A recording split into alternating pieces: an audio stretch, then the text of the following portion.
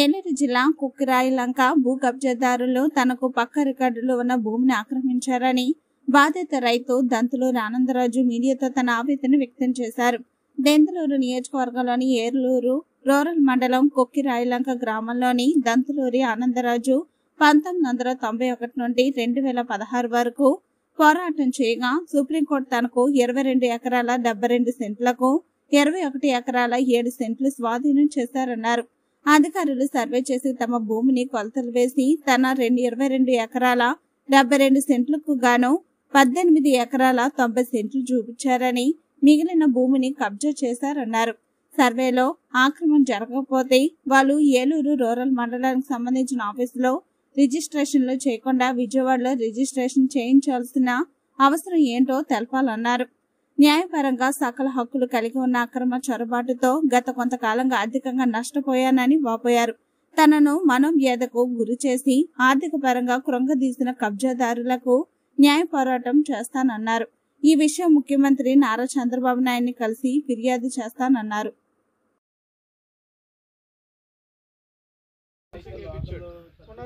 కుక్కిరాయిలంక గ్రామం, నాకు 22 ఎకరాల పొలం ఉంది.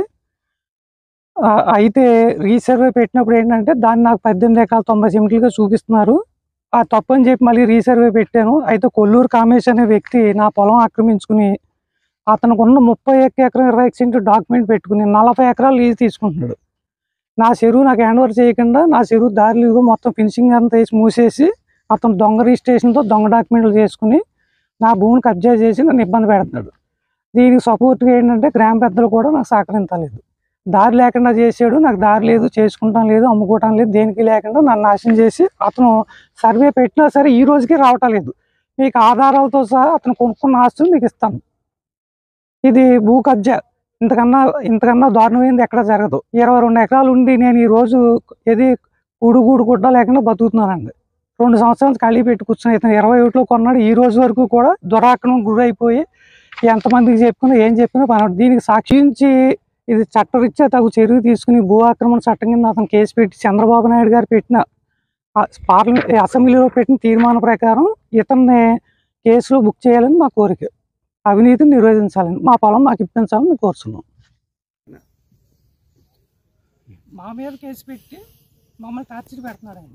వీళ్ళు ఏమంటున్నారంటే చెరువు గట్టుకు మీరు వస్తే 6 సీసీ కెమెరాలు పెట్టి మా మనుషులు కానీ మా ఎవరిని రానివ్వకుండా మొత్తం బీడు పెట్టి వదిలేశారు. దయించి ఇది చట్టరీత్యా తగు చర్య తీసుకుని భూ ఆక్రమణ చట్టం కింద అతను కేసు పెట్టి చంద్రబాబు నాయుడు గారు పెట్టిన పార్లమెంట్ అసెంబ్లీలో పెట్టిన తీర్మానం ప్రకారం ఇతన్ని కేసులో బుక్ చేయాలని మా కోరిక. అవినీతిని నిరోధించాలని, మా పొలం మాకు ఇప్పించాలని మేము కోరుతున్నాం. తెలుగు రాష్ట్రాల్లో సరికొత్త వరవడితో ప్రతి క్షణం ప్రజాపక్షం నిలిచేందుకు